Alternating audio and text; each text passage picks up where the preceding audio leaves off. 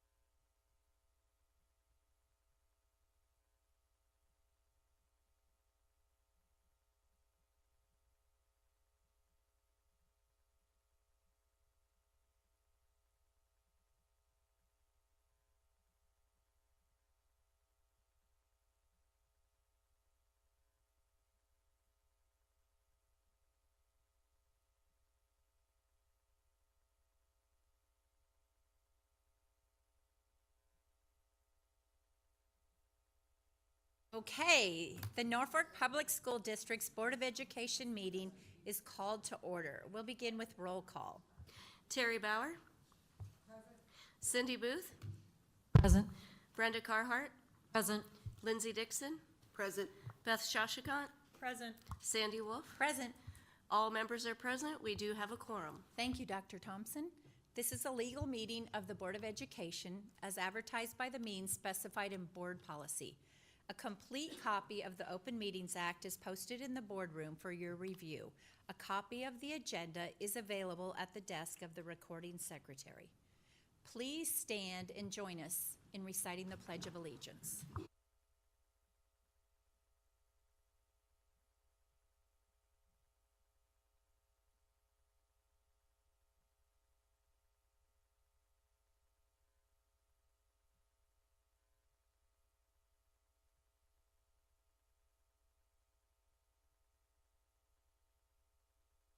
Thank you. We are going to begin with the presentation, special recognition, and focus on the students. Focus on the students, Mr. Suttles.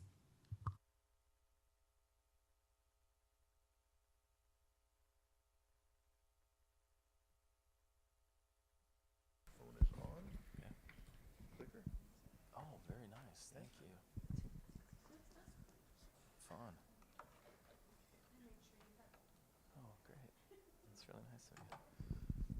Good evening, everyone. So we're happy to be here tonight to speak to you on behalf of students in Norfolk Senior High. And usually we would have a few students with us, but hopefully here in a moment you'll understand why we have a little presentation for you that includes our students. We wanted you to hear from a wide variety of students, and sometimes making sure that they're here at 5:30 on Monday night makes you a little nervous. So this way we know they're here. But wanted to talk to you a little bit about our student recognition systems and how we use that to reinforce positive behaviors in our building. It's something that's been around here for a little over a year.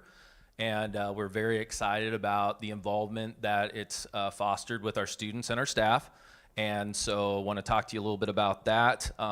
As excited as I am about the impact that it's having on our school, I'm also very excited about the process that our building went through in order to create and enact this practice as well. So without further ado,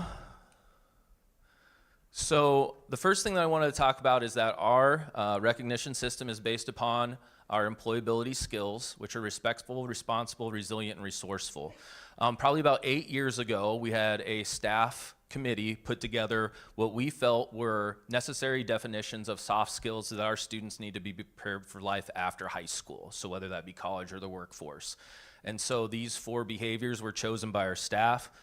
Definitions were created by those staff members, and then also a scoring guide or rubric was used so that we could use those to give feedback to our students about these behaviors. And that's been around, like I said, for about 8 years.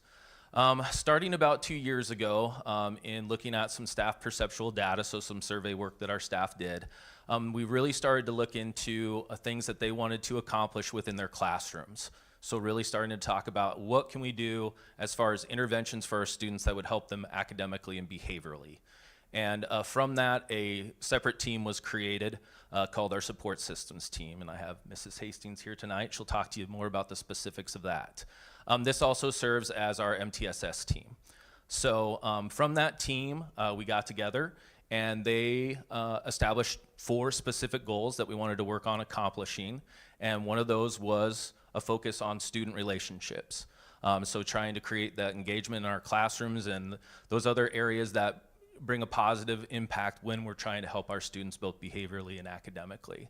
And so once we got into that, we started performing various research, going to different trainings, and that's where some of the ideas that Mrs. Sean Schultz took from to help come up with this recognition system. So Sean is our licensed mental health professional in the building, and so she'll speak to that to you about that tonight. So, but most of it was focused on positive behavior support. So what we're really excited about is that this has been in our building for over a year. When I talk to our staff, I'm like, we need to be very focused on something being repeatable. Doing it once is not good enough. It may be nice, but if you want to have an impact, you have to do it more than once.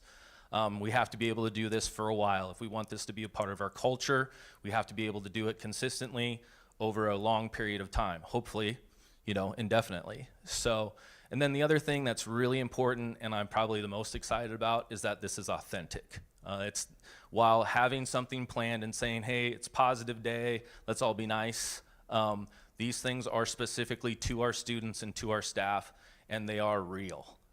They talk specifically about what's going on in class, what's going on in life, why they appreciate each other. It all relates back to these 4 behaviors, but they are absolutely real, and whether we give an incentive to our students or whether it's just a certificate, they really respond to that because of how authentic that feedback is.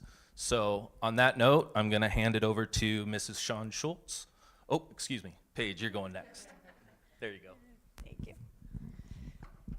All right, my name is Paige Hastings. I'm one of the assistant principals at the high school, and thank you for letting us be here tonight and share this with you. As you see, we are very excited about it, and you will see here shortly in a video we have that many of our students and staffs are very excited about it as well.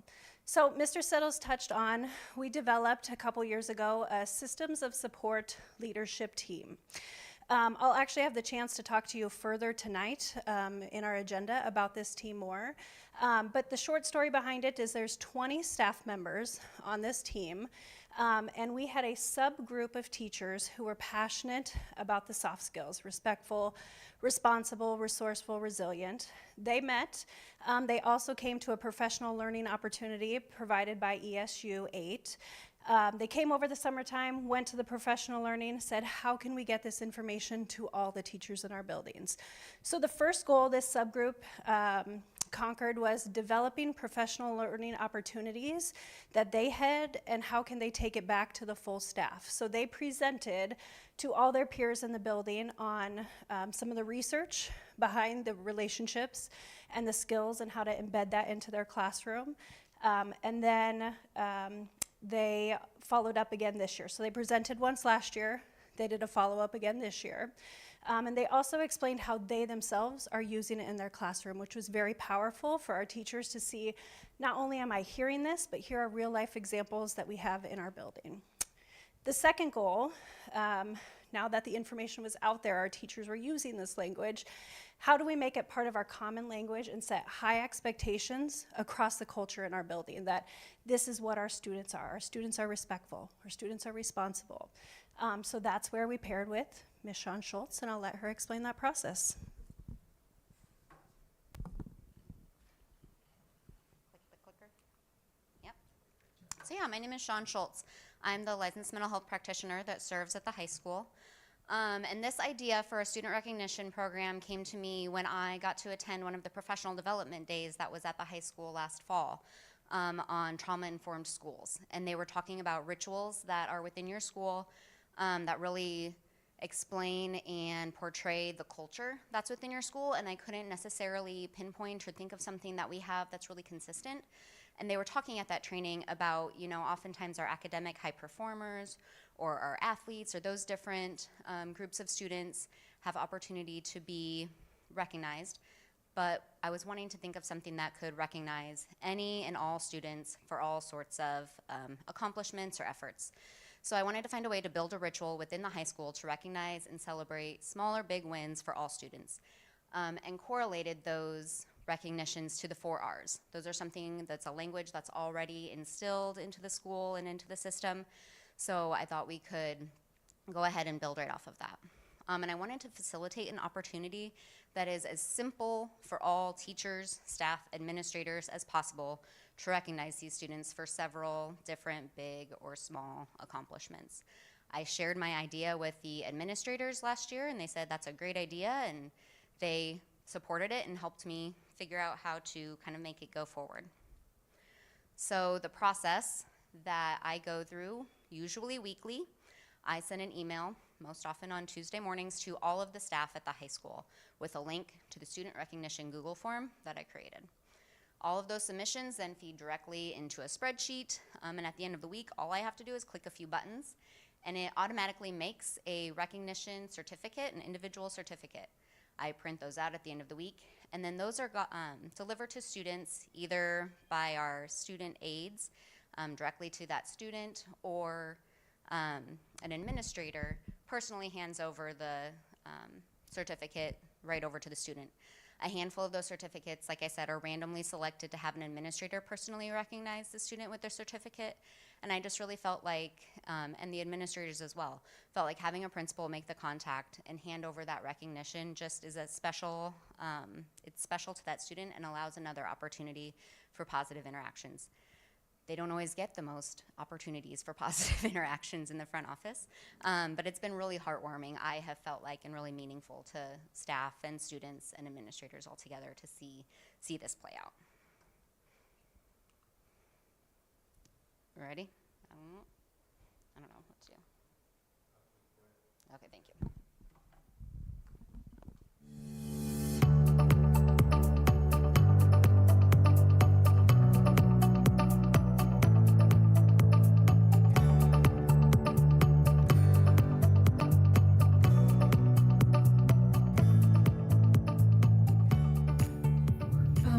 They've recognized me for doing my work, extra work when I've fallen behind, being respectful, helping my other classmates when they need it, doing my classwork on time and turning everything in, things like that.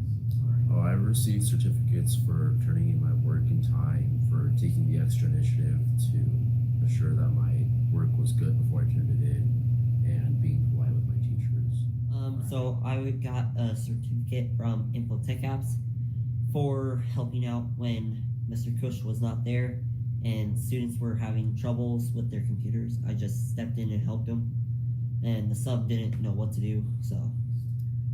The one I got from Mr. Reese was about like respectful, responsible.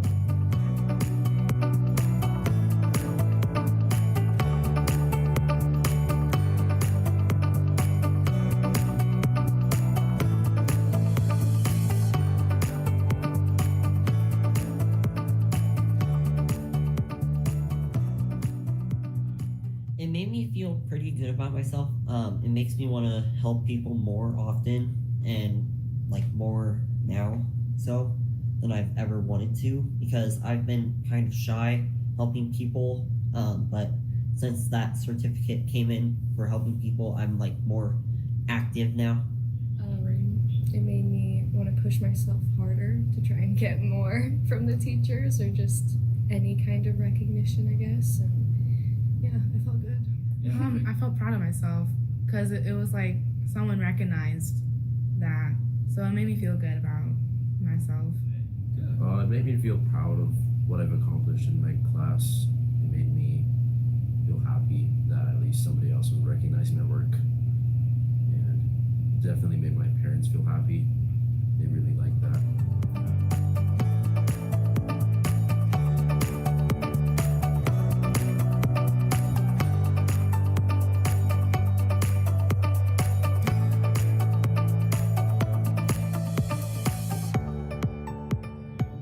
Yeah, I think it's a good thing to do because it's nice to have students be noticed on those things. I think it's a good thing because if students don't get anything, then they're probably going to be like, oh, I guess I didn't do anything important. And so I'm thankful I've gotten so many from you guys. So School. I think it's good because it rewards students for their good work, and like I said, it makes them feel like somebody's recognizing the hard work that they put into this. I like the fact that we can give them to the teachers too. I like that. I think it shows some people might not be like good with talking face to face or just like telling people what they appreciate about them, what they like.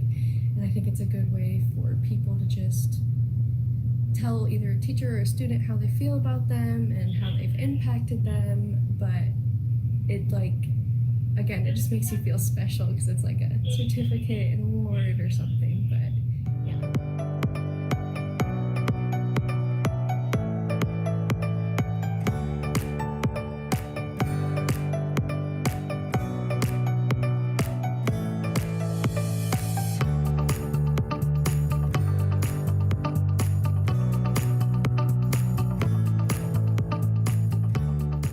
Thank you for helping me even when I didn't want to do the work. I would definitely have failed the quarter without your help.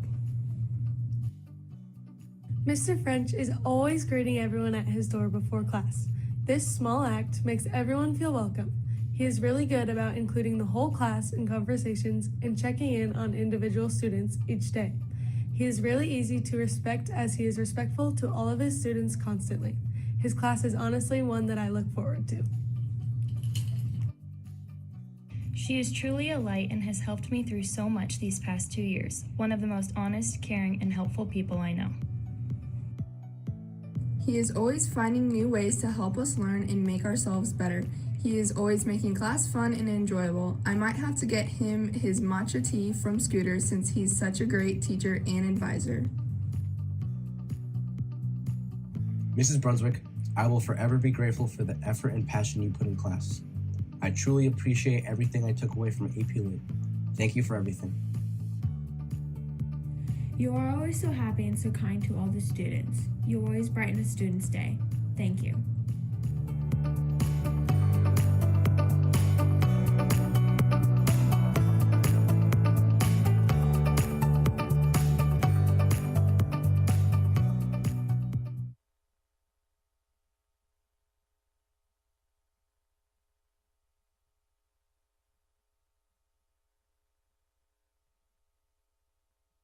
So just to finish up, just to tell you a little bit about that. So once again, these are all of our students. They represent so many different activities, ability levels. I mean, it truly is for everybody. And hopefully that gives you a little bit of an idea of how it impacts them. So just so you know, like all of these students that we talked to, I mean, it was probably like, hey, the day before, you want to answer these 3 questions? Sure. And then these are the 3 questions. So, I mean, tremendously well spoken and just kind of talking, conversational about what this means to them. So, as of right now, we are over 400 certificates for the year in climbing. And I couldn't even tell you how many certificates have gone to the teachers, but quite a few. So, hopefully you enjoyed that presentation. We're very proud of how it's going, and we're looking forward to how it grows in the future. So, thank you for your time. That's great, and I love that you're going both ways with the teachers too, because that's great for the kids to learn to show gratitude. That's awesome.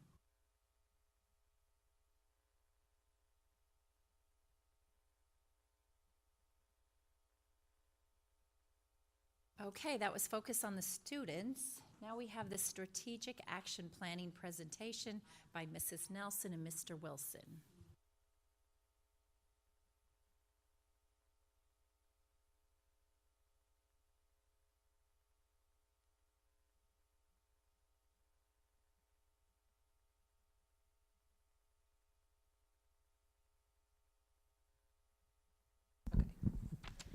Okay, well, I think we're pretty boring compared to what you just saw, but I think it's pretty evident, like, why we do what we do is really the essence of kids, and I mean, that's why we all got into this business, is because we enjoy kids, and when you see their smiles, and you're just like, all right, we're doing something here, so we really, really, really appreciate our careers, I think, too. Okay, so this is your last presentation for strategic action planning. And we have 2 goals, and we're combining them together tonight because they're so closely related. In fact, we spent quite a bit of time in our committee work. The stakeholders originally wanted 2 separate goals, and we talked a lot in our committee about, do we combine these? Do we keep them separate? We just weren't quite sure, and then we started digging into it deeper, and we determined to leave them separate, but they're so closely impacted with one another that it only made sense to do it together tonight for you.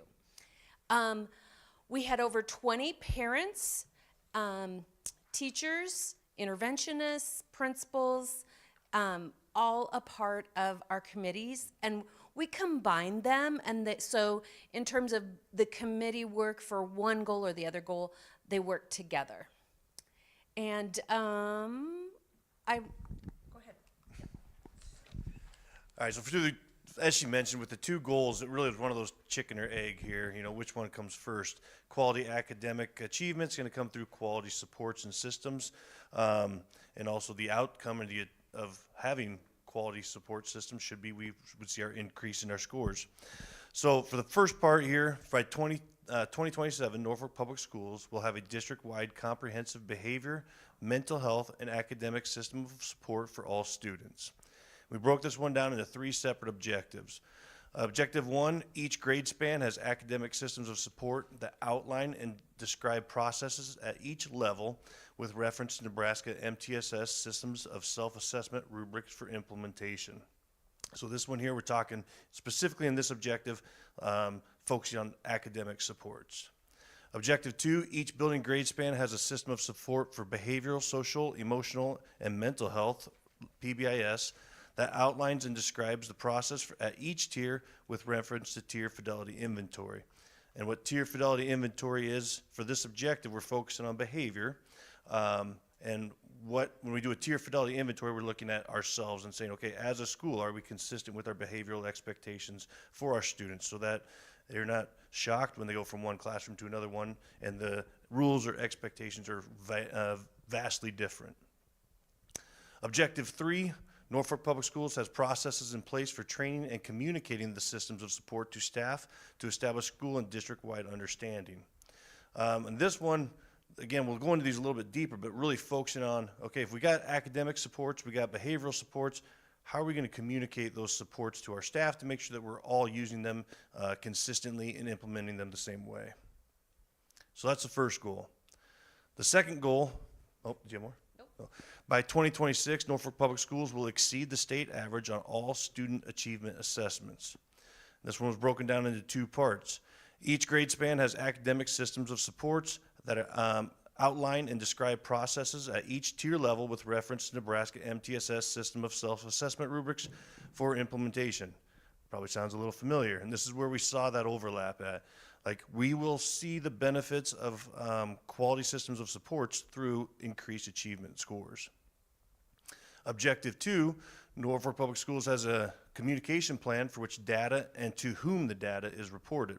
So we're also a little familiar here, we're talking about communication, but this time we're talking about how do we communicate that data out? Not necessarily internal communication, but that communication with our media, with our parents, with our community.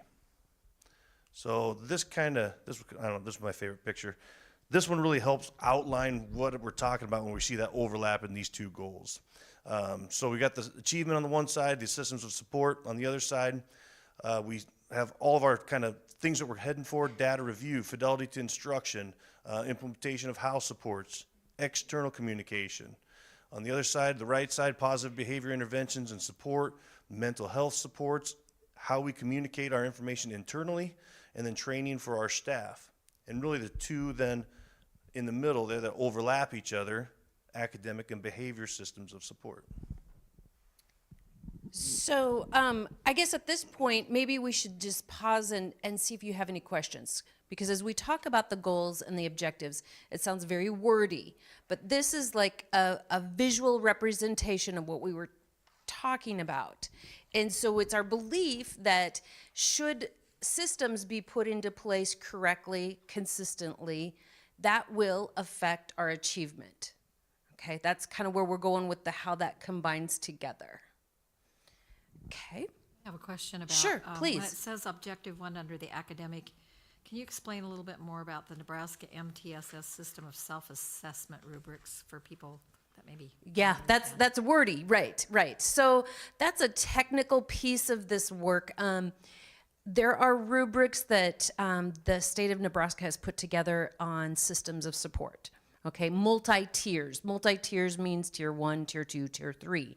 And at the base level, all students are included in tier 1. And what are we doing consistently across the board to reach all of our kids academically, behaviorally, mentally, socially? How are we helping meet all kids' needs?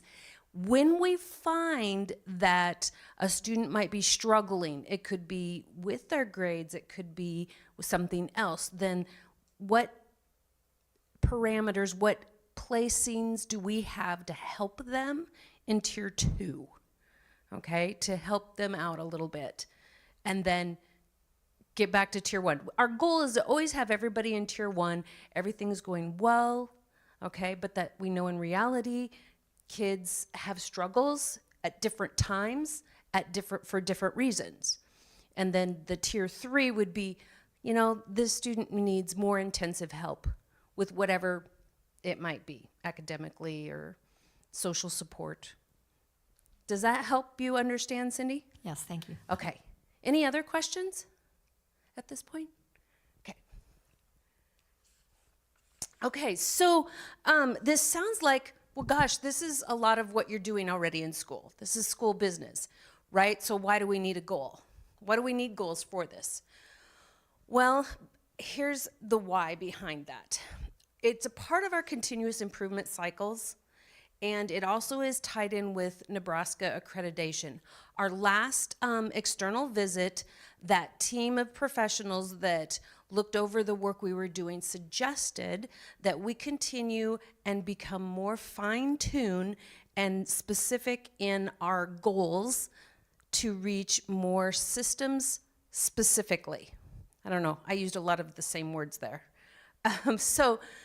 And our goals give us some real strict places to aim for, give us a direction. It also helps us maintain our focus, so we keep checking on those things, that we are doing it. We're not just saying we're doing it, we're actually doing it. We can be better and more efficient at our work. We can, look at student data more keenly and make it a habit instead of just once in a while. It's kind of like maybe getting medical support. I mean, if you were going to the doctor, you would want him to be checking on your chart, checking on your scores. How are you doing with your health? We should be doing the same thing educationally for our students.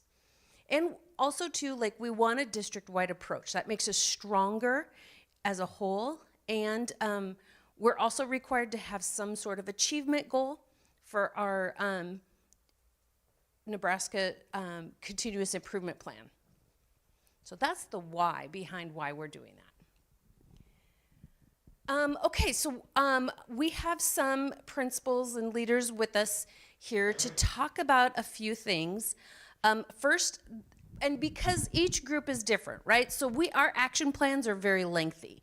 We have action plans for K4, 5, 6, 7, 8, 9, 12. Because as you know, what a student needs socially in K4 is very different than what they would need in 9-12. So they separated their action plans, and they're approaching it differently, just because of the nature of kids. So we have some principals here to talk about just leadership. What do we have in place? What foundations we have in place that are making us successful, and what we need to continue doing to continue making us successful. I think we're going to start with elementary and then middle and senior high. Perfect. Well, I'm Tracy Lichty. I'm the principal at Westside Elementary, and I'm representing the elementaries. And when we talk about having our foundations in place that make us successful, our professional learning communities are at the forefront of all of that. And when we, especially at the elementary level, if I wanted to get together all of the 5th grade language arts teachers, it'd be pretty easy. They're all in the same building.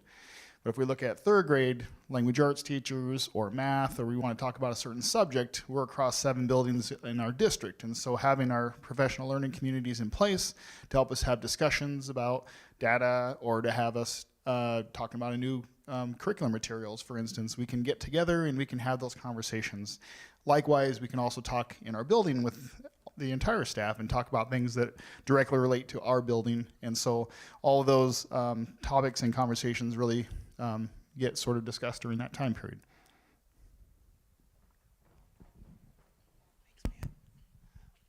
Tyler Baronic, assistant principal at the middle school. One of the things that we all use the PLCs, but one of the things that really sticks out to me is our MTSS process with our support systems. We meet as a team, and it's the same group of people that kind of have these kids as they go through, not just our building, but also the junior high school. And our team meetings each week really tie into that, and then we have the more formal process of the MTSS meeting if the teachers deem that necessary. That's where we'll pull in the counselors, pull in the administrators, anybody else that might have some knowledge on the students. Those meetings will lead to us trying new things, whether it leads to a conversation with a mental health practitioner, or the testing process to see if the student needs special education services. anything along those lines. It's just that initial conversation. For our math intervention, it's our win time, what I need. When the students have that, they get that intervention 3 times a week, and it's focused on a specific skill. So maybe, Billy can't add his fractions, and he'll get together with some other kids that can't add their fractions, and they'll focus on that. The kids that are at that grade level, they're doing what they are supposed to be doing. They'll have kind of an enrichment activity or something else where they build on those skills a little further. So Mr. Wilson and I were talking last week, and he said it's kind of like when you go to the doctor. If we all have a sore throat, they're not going to give us all the same medication. We have to look at it and say, hey, what do I need compared to what you need and what Beth needs for the same kind of illness, but it's just a different approach for everybody. All right, Paige Hastings again up at the high school. So earlier tonight I shared with you that we have a systems leadership team. So a little bit about that team, 20 staff members on that team, and that team has representation from teachers from every department, every course department in the building. It also has representation from classified staff, guidance office staff, and then administration. This team works hard to review current processes in place, and they monitor the process, similar to what Beth said. The things that we currently have going, we want to make sure that they keep going. This team also is working on researching and developing new interventions. So whatever we have, we want to keep going, but what are we missing? What's there that we can put in, train our teachers on, and work with our students on? They focus around 3 main things. They look at the systems. So what systems do we currently have in place where if a student or a staff member needs additional support, how do they access that support? They also look at practices. So what instructional practices do we have in place in our classrooms, and how do we make sure that they're efficient and effective? And the last thing that they really spend a lot of time on is our data. What is our behavioral data? What is our academic data telling us? What's working, and what do we want to spend more time on? So the big component of that is if we had everything in place like we need it to be, we can offer students meaningful support at the right time and the right intensity that they need it. Okay, so each of them are going to talk just a little bit more about what this looks on our whole child supports and what they're doing individually. You did hear from senior high, but I'm going to let them expand a little bit more specifically. So back to the elementary level, again, if every single student did every single thing that we asked them to do exactly the same way that we asked them to do it, everything would be wonderful. And unfortunately, that's not how school works. And so we have so many different levels of students that enter our buildings, and we, of course, provide education for all of them. And then we have to look at students that aren't getting it, that are not able to follow academically, behaviorally, attendance perhaps, and we have to really look at those and drill down and try to find out what we can do to help support them. So at the elementary level, we have our small group interventions that all students participate in, and then we got to look at, is this the right placement for those students? Do we need to move them to a lower group, a higher group, to better serve their needs? We use, as Mr. Bronick had mentioned, our MTSS groups to kind of help determine are there some interventions we can put in place to help these students be more successful, and again try to put them in either the right situation in the classroom, or it might be bringing in some outside supports to help them, or bringing parents in to help them try to get our students on the right page with what we're doing. So again, that process right there has become extremely important. Behavioral, we have our supports for the entire building. All students can participate in that. When those interventions aren't working, or if the students need a little more support, then we look at adding more interventions with our tier 2 and tier 3, and that might be putting them on a check-in, check-out sheet, some way of just sort of starting your day. These are the things we're looking for out of you, and hopefully putting them on the right path, and of course providing some opportunities for reward if we deem it necessary, of course. And then if our tier 3 students are the ones we really have to focus on and provide a lot more interventions with, and adding more resources to what we want to do to help put them in a positive day. We want every student to enter our buildings knowing that they're going to have a good day and leave feeling like they had a good day, and obviously that's the goal of that. To build off what Mr. Lichty was just saying, timing is important. Our teachers understand that. That's why, it's great when they reach out to our counselors or to us and say, hey, we really need to talk about this kid.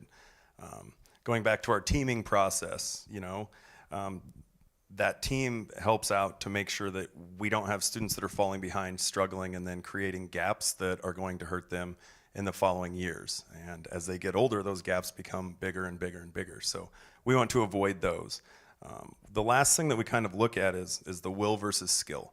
Is it something that we need to try and motivate a kid in a different way? Do we need to contact parents? Do we need to, with the rewards or anything else that we can do? Is it a will thing, or is it a skill thing that we need to look at changing the resources, plans, interventions, all of those things at school to help make that student successful? All right, and to touch on the will versus skill, that is also a focus of our senior high systems team. I mentioned that there are 20 staff members on that team. In order to keep forward motion going and helping support the whole child, we split our group into 3 subgroups. So one group right now is focusing on how do we help our students academically understand and utilize the academic resources available to them? So how, from an academic standpoint, do we help students learn how to use these resources, time management, and following through, advocating for help from their teachers? The second group is what we presented tonight, our group that's working on how do we make our 4R skills part of our culture and recognize that. And the last group currently is working on research and developing a mentorship program for students who need additional support with truancy, academics, or behaviors. So those are the 3 groups that we currently have working, and as they master that, they would move on to another goal. Okay. Any questions for our principals before I let them go? Sit down. Yeah, please. So when you're talking about the group, this group that's working in the different areas, like, are you meeting once a month, once a week, every other week? How often are you meeting? Well, it kind of depends upon which group you're talking about. Well, so like in the elementary, I would say they're pretty strictly on a 4 to 6 week cycle. And middle school? Our teams meet once a week, so they're getting together, but they're also meeting in the hallways during passing periods and talking if there's something that comes up in between those team meetings. At the high school, our full group meets once a quarter, and our subgroups meet once a month. And ones that are actively starting research and development sometimes meet more often than that. Thank you. Okay. When are the parents? Beth has a question. Hang on. I'm just wondering if you're noticing improvements in behavior across all levels, fewer students in the tiers 2 and 3.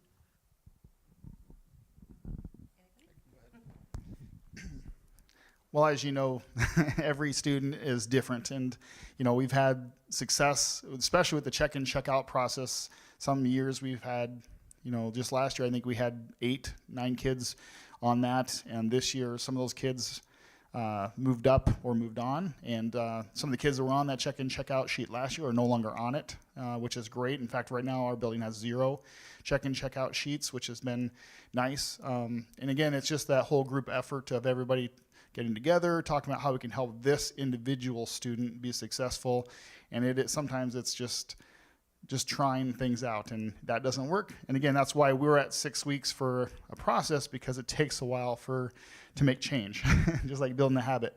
So it's been great just having a team of teachers and staff get together and talk about a student and work through a problem to help that child be successful. And sometimes a lot of what they're coming to us with is outside of our building, and we're just trying to help them understand that when they're from here to here in our building, we want you to feel safe, respected, and successful. And so, yeah, I feel like we've had a lot of positive progress in our building with our behaviors. We've noticed growth, but obviously we only have them for 2 years. And so sometimes we have those students who are very challenging, and then we ship them off to the junior high.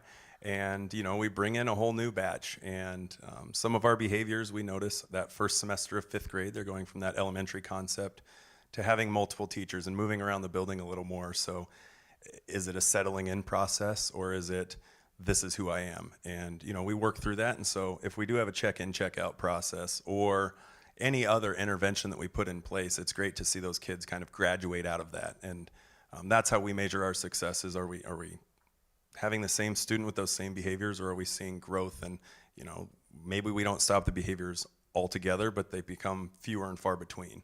And those are always our successes for those kids. Others, it's when they graduate out of, you know, the ED program, or they just don't come and visit me as often. The only time I see them is high fives in the hallway, and those are awesome. I like those interactions. I would repeat what they said at the senior high level. I think our systems teams have identified that we have really good things in place and staff members who do amazing things. So part of the work is how do we replicate it and how do we make it sustainable? Whether that staff member is there next year or not, how do we take what's working and sustain it for years to come? Great, thank you very much. I'm just wondering where and what involvements do the parents have, and are parents actively being involved with their requests? We do also have a SAT process, which is a student assistance team, and that's when we bring a parent in and we'll sort of lay out some of the difficulties that we're having. We'll maybe ask them if there's some things that they're doing at home that can be helpful for us to be successful. I would say more often than not, they're saying we're having issues at home and we're not seeing it at school. So sometimes that's kind of interesting insight too, is they're holding it together during the school day, and then when they get home, that's when the behaviors are coming out. So there's been some very good conversations with the parents in that process. Other times, you know, during an IEP meeting perhaps, or just, you know, if we ask a parent to come in and just have a personal meeting with the teacher, myself, and them, and we can just kind of just go through a few things we're noticing and hoping to see, you know, again, maybe some ideas sort of be born from that conversation. I would second that. I would say the initial step in that is when we do call home, if they're sent down for behavior, making that initial conversation, that contact, and saying, hey, here's what we were seeing. This time we're just going to have a conversation about it, but if we see this again, here's kind of the direction we'll go with our consequences. But that at least opens that door of communication with the parents, so they hopefully are more willing to reach out if, hey, is this getting better? I've had parents call and ask, is this getting better? Because I haven't heard from you in a while. And I say, normally no news is good news, but not always. And, you know, a lot of times our teachers deal with things in their classrooms. And so once it does come to us, that sparks that conversation. And then we do go the SAT process if we need to. And that's where we'll come up with those bigger plans. Again, I would say very similar at the high school, so I will not repeat, but other conversations that have happened are, how do we collect information from parents after a student's been in intervention? How did it work for you guys at home? Any feedback for us? So as we are trying things, collecting feedback from all stakeholders. What did you like about the process? Any feedback for improvement in the future would be a part of the process as well. So the parents know they're part of the process before the student is in the process? Well, I think if I could answer, I think it just kind of depends upon the situation. If it's just a fluid, simple, maybe academic issue, they may not be told every step of the way what's going on. They need a little help this day with this particular academic thing, or for this many weeks. When it becomes more of a chronic concern, then a parent would be involved. So, and then I'm sure on the flip side of that, and the positive side, like parents get phone calls home when something's going well. Like you see the kindness awards, you see the different things on Facebook that they do. You know, I'm sure parents get notified of that as well. So it kind of depends upon the intensity level of the situation. And I think it also probably depends upon, you know, at each, your extension, I'm trying to think of what word, the intensity of the maybe behavior, you can about imagine would be different based on your age. And so how that's responded to and communicated would reflect that. Does that make sense, Terry? It does. I'm still trying to determine how you're determining these kids need the extra help without involving their parents if we have an issue. Are you talking academically or are you talking behaviorally? All of it. Okay, well, Academically, we have an interventionist that's going to talk about the next slide. Behaviorally, I mean, I'll let you speak to, I think that's a general answer.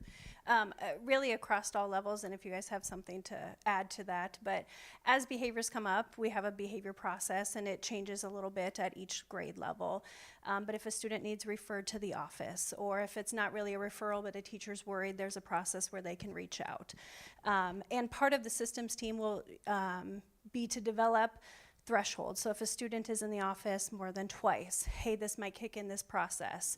If the student's only there once, but it's a fairly major event, that automatically equals a phone call home and maybe a conference with parent in person. So depending on the different levels, the systems team would have it defined of when we contact parents.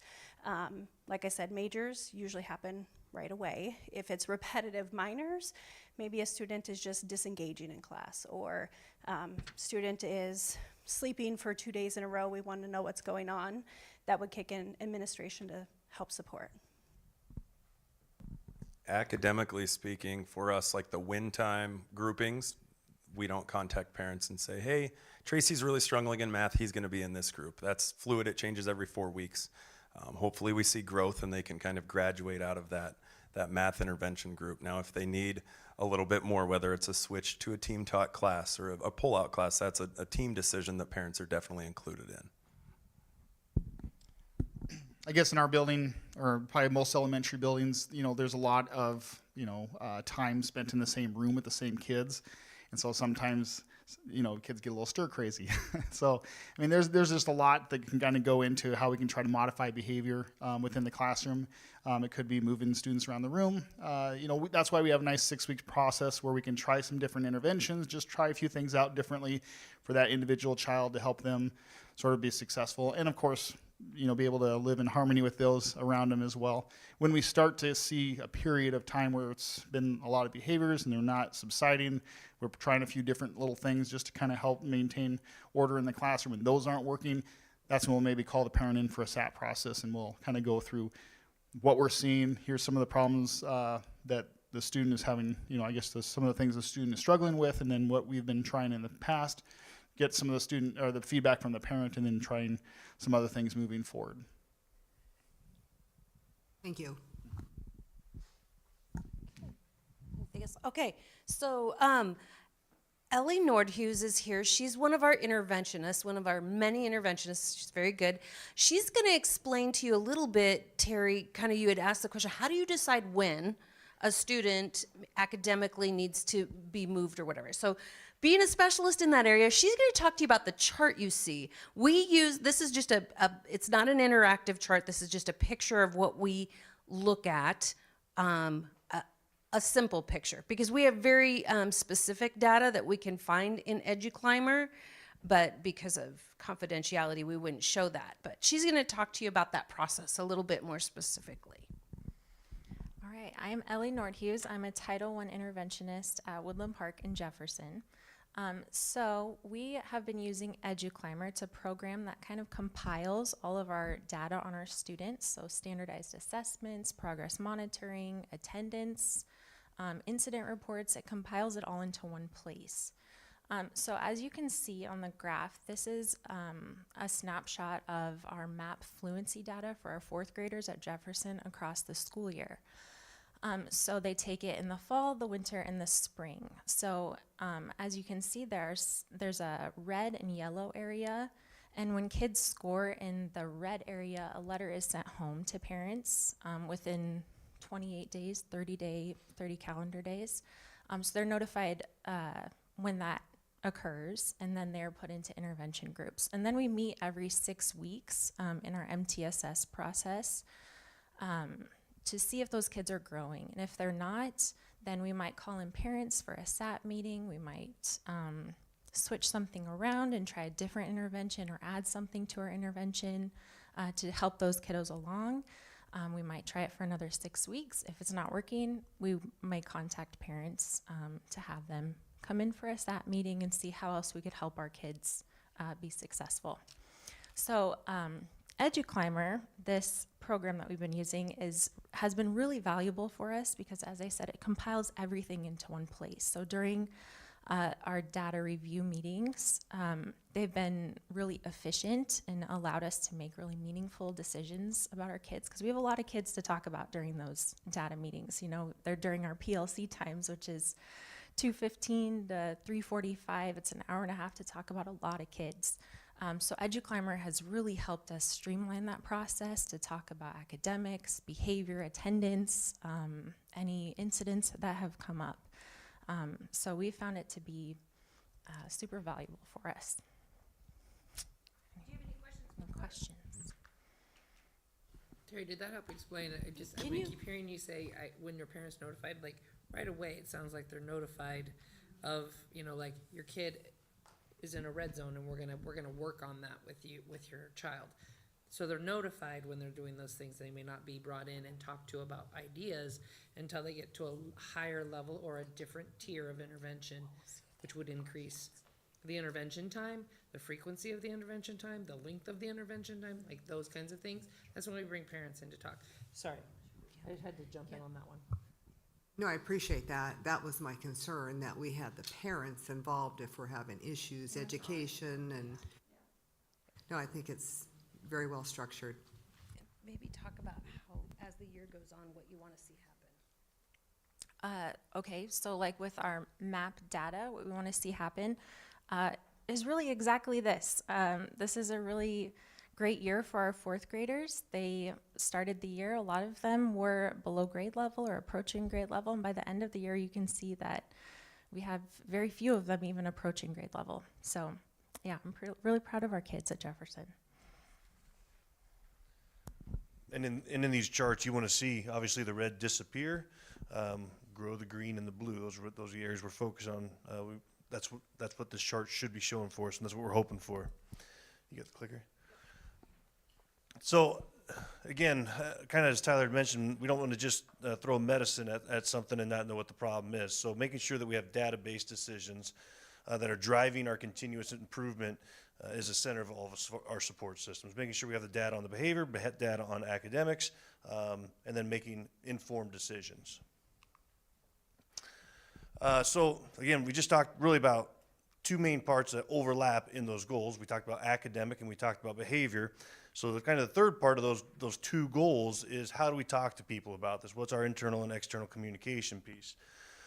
So internal, we're really looking at those data discussions in our MTSS meetings, our PBIS meetings, having those conversations, making informed decisions, getting specific intervention training so that our staff is ready to help students in need, and then create an intervention resource. So if I present you know, on this goal, but we never talk about it again, people are going to forget about it, right? So we got to put it in a way that other people can go back and look at it or go back and check in. Like if I'm doing a reading intervention and I've done the intervention, but been a little while, it's just not working with this kid, but I've had the training, I can go back to this website resource, find the maybe next step or another item I can use with this student to try to help them be more successful. So that's another focus of this goal, is creating that through our teaching and learning department that will have a website of resources available for these intervention teachers and for our classroom teachers as well. So that's all internal. External, we're talking about, now we're looking at the communications team, putting together press releases, data reports, when we get our ACT scores, the NSCAS scores, how do we get that information out to our public and in a way that they can understand it? Sometimes, and you guys have mentioned this before, we talk about a SAT meeting here. Well, what's a SAT meeting, right? You know, student assistance team. Sometimes the lingo that we use, that we're comfortable with, doesn't translate well. So making sure that we're putting out our information in a method and a format that's easy for our staff or for our community to digest, and they understand what's going on in our schools. Sending data reports to parents. When we take these fall, winter, spring assessments, that information is shared with parents through either parent-teacher conferences or mailed home. But then even just having those conversations at parent-teacher conferences, when we have those 6-week MTSS meetings, if there's information that needs to be shared, how are we getting that to the parents? So that's our communications part of the goal. So the big question, financial resources, right? District budgets and grants. As Beth Nelson mentioned a little bit ago, some of these things are things we're already kind of doing, right? We're just trying to tweak them and make them better. And that means they're not going to cost us anything more. We just got to start being more efficient with what we're using. So like EduClimber, it's a data program, houses all of our information that can be used to share when our team meetings, where they can digest what's actually going on with that student and try to zero in and focus on what that student needs. That is a program that's currently in our budget, something that we're already using. We talk about staff. We have our licensed mental health practitioners. We have one that is currently in our SPED budget, two that are in our ESSERS budget, but are currently budgeted moving forward after that. Guidance counselors, we're talking about those mental health supports, those social skills supports for our students. Guidance counselors, we've already budgeted for that. In fact, we added a guidance counselor just this year so that every one of our elementary buildings would have a guidance counselor. Core programs, so that's our tier 1 stuff, what we're teaching to the students on a daily basis. Fidelity, are we teaching that program, are we teaching that course the way to fidelity? Are we teaching it to the way that the program was developed to be taught? That's just internal checks and balances, right? So having our teaching and learning team go out, visiting with our staff, professional development, making sure that our teachers understand those programs, bringing onboarding new teachers that come in so they're comfortable with those programs. Again, all done in-house, no new cost. Intervention programs, we already have those identified. We're using them currently. That would not be a new cost as well. Training and professional development.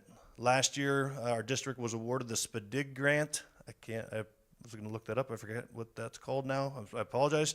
But it's a grant that we're, for the next 3 years that we will receive to help provide professional development and training for our staff for academic supports and behavior supports.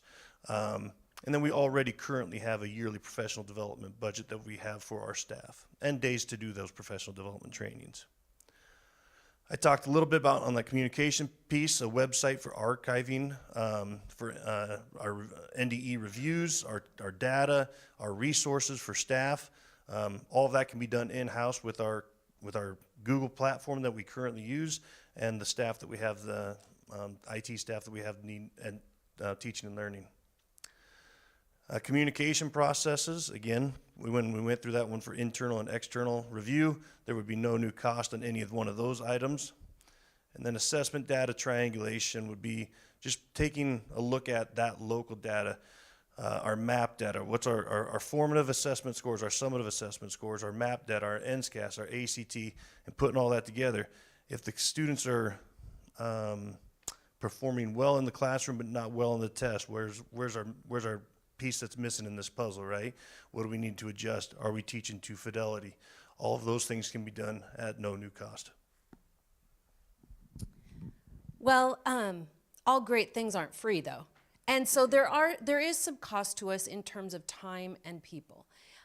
We need to make sure that we're spending our time in terms of spending resources of time quality-wise in our PLC, for our building meetings, our grade level meetings, making sure that we're using time well for professional development, making sure that we are instructionally using time correctly, and intervention time. And I tell you what, when you talk about timelines, you follow any, of these buildings, and time matters.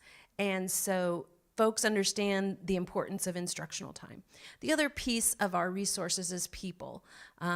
We want to invest in our people by helping them be skilled in their instruction, skilled in their intervening, establish leaders, people that can move forward and help instill in our principals. Sometimes it's hard if a principal's been a teacher in math only and now they're going to be a leader of other content levels. They need training and understanding of how that looks and what that looks like.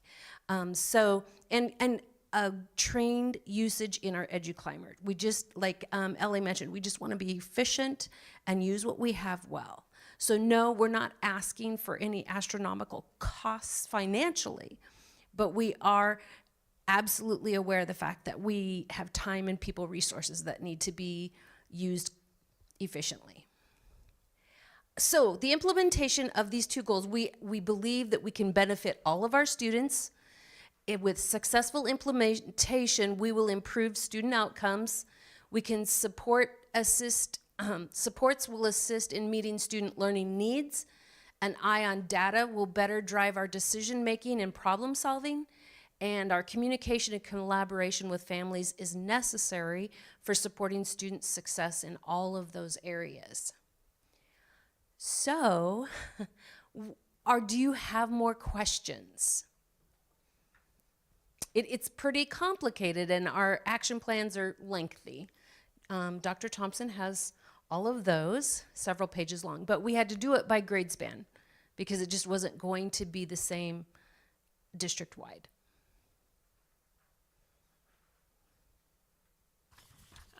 For the second goal, success is measured, it's pretty obvious that success is measured by whether or not all students are exceeding the state average, but how will you measure success for goal number 1?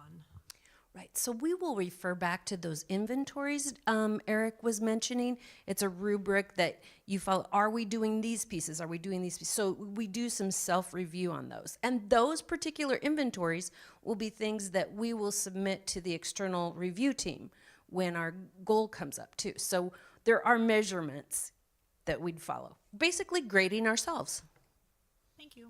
Yeah.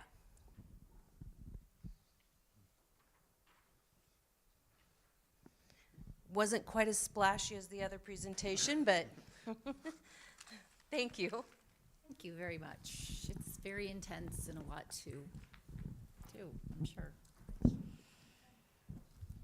Okay, we are to public comments and communication. This is the time during the meeting when the public may request to address the board. According to state law, if you wish to comment, you must identify yourself, including your address, the name of the organization you represent, and the topic that you wish to address. Public comment cards are located at the media table in the back of the room. Please pick up a card and provide the required information if you plan to speak. Each individual's comments will be limited to 5 minutes. Please note that the board cannot discuss or act upon matters that are not listed on the agenda. Therefore, board members will not respond to your comments or questions. If you wish to request that an item be placed on a future board agenda, you may contact the superintendent or her assistant during normal business hours. Also note that concerns related to school personnel need to be addressed to the superintendent using the approved district protocol. Individuals who make false, defamatory, or slanderous statements during public comments may be held legally liable. Slanderous comments are not protected just because they are made at a board meeting. Is there anybody who would like to speak?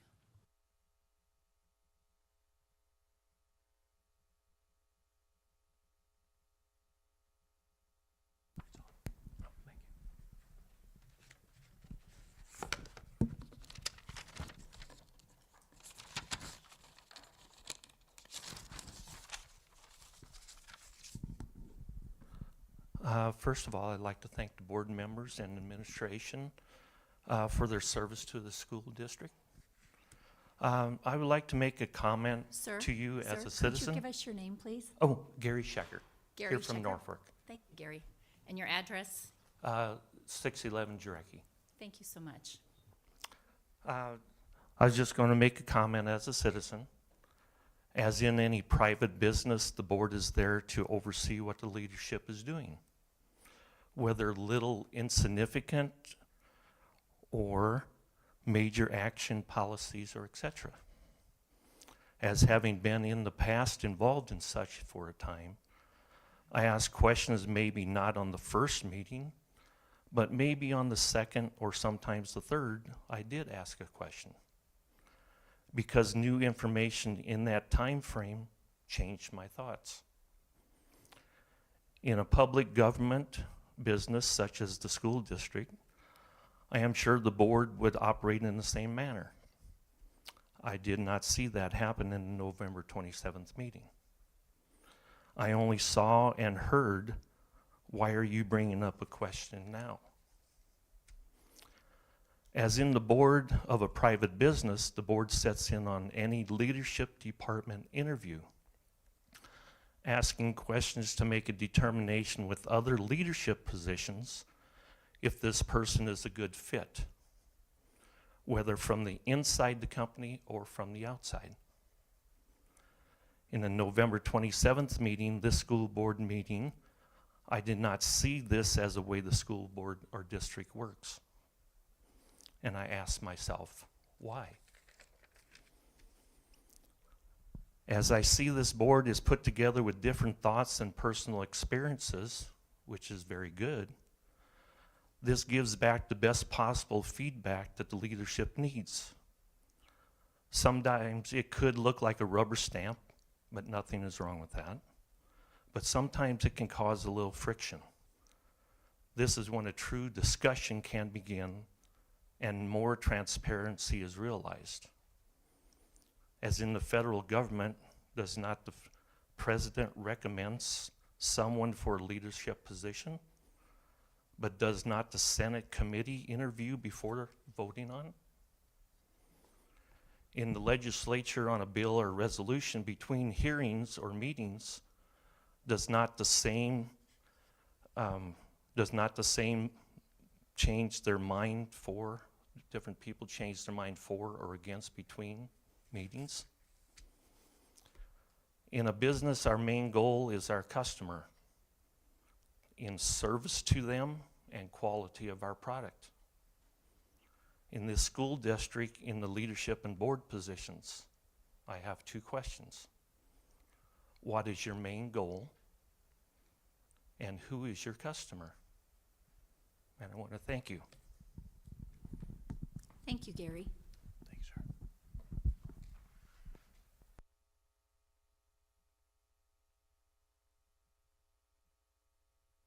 Is there anyone else? Thank you. Hi, I'm Kim Davis. I live at 310 Oak Street. I'm here representing a member of our community who, for reasons I won't go into, can't be here, and he's not allowed to talk over my microphone on my phone, so I'll wing it as much as I can. One of the concerns is that Nebraska law currently only allows on-duty police to be armed at schools or school events. It needs to be changed to include off-duty police and other armed security personnel. Right now, Bel Air Elementary is vulnerable to attack. It's nothing but glass in the foyer. We don't want a repeat of what happened with Audrey Hale and killing 3 9-year-olds and 3 adults in our community. He did mention that he has sent everybody on the school board a email addressing this, and one person has responded. He is requesting that more people respond and let him know how you feel about this and if there will be anything going forward. Okay? Thank you, Kim. Did you want to say who you were speaking for? Yeah, his name is Kent Chambers. Thank you. Thanks, Kim.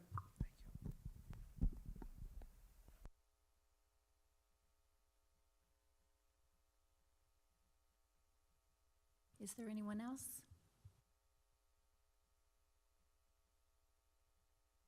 Okay. This will end public comments.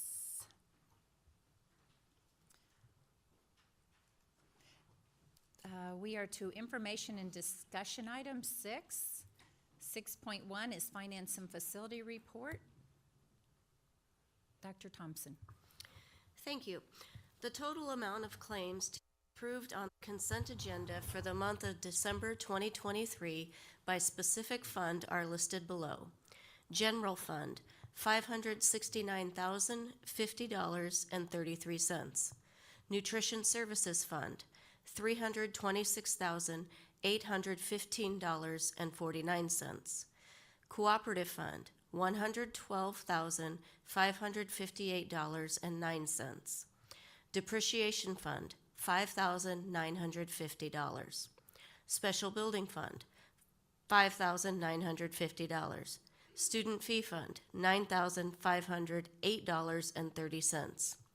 The total amount of claims for the month of November 2023 in the Activities Fund is $87,767.73. All of these claims were reviewed earlier today by the Finance and Facilities Committee. Are there any questions?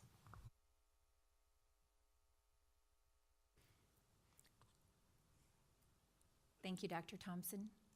6.2, Teaching and Learning Report. Mrs. Nelson. Thank you, Madam President. In the Teaching and Learning Department, the recent focus on data analysis played an important role in driving educational conversations. We've invested time into examining state data, particularly that shared on the state classification system known as AQuest. The district's overall classification in the AQuest system received a great rating, which shows the collective efforts of NPS teachers in pursuit of academic excellence. NPS is seeing positive improvement in post-pandemic achievement data. Dr. Thompson has highlighted specific details in her report. The AQuest system provided a rating for individual buildings within the district. Each building received scores delineating their performance on a spectrum from good to great and to excellent.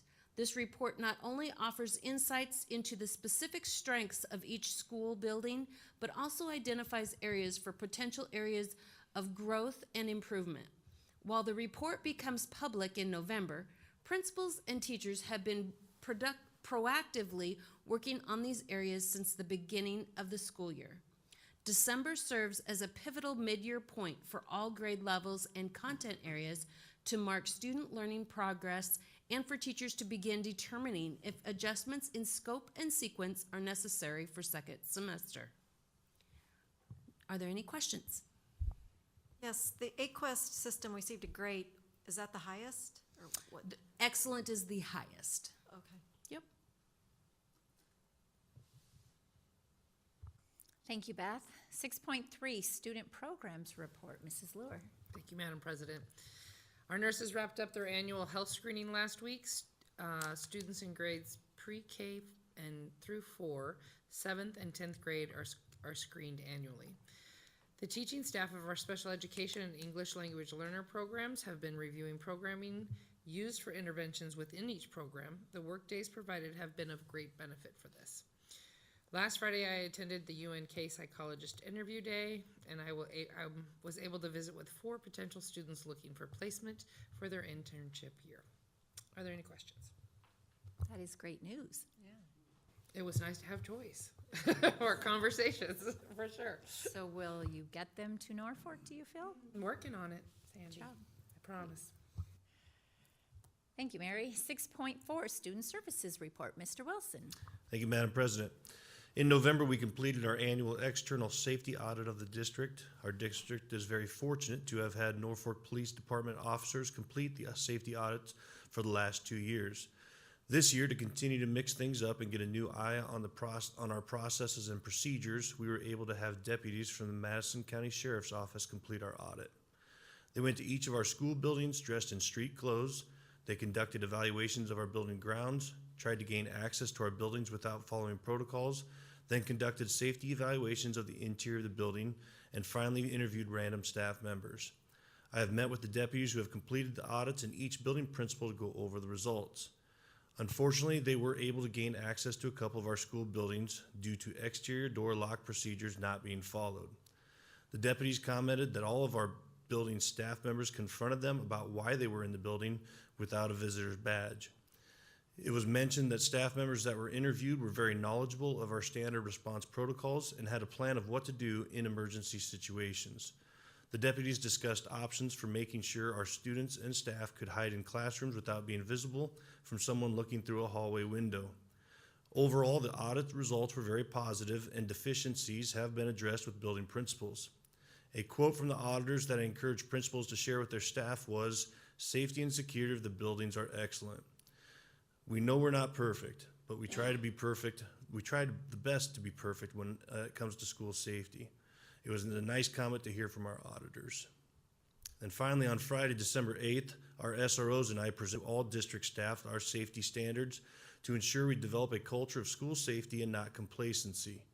We discussed the audit deficiencies like door lock procedures and how to help limit human error when it comes to school safety. We'll be offering makeup sessions of that presentation in January to anyone who missed it to ensure that all district staff get this information.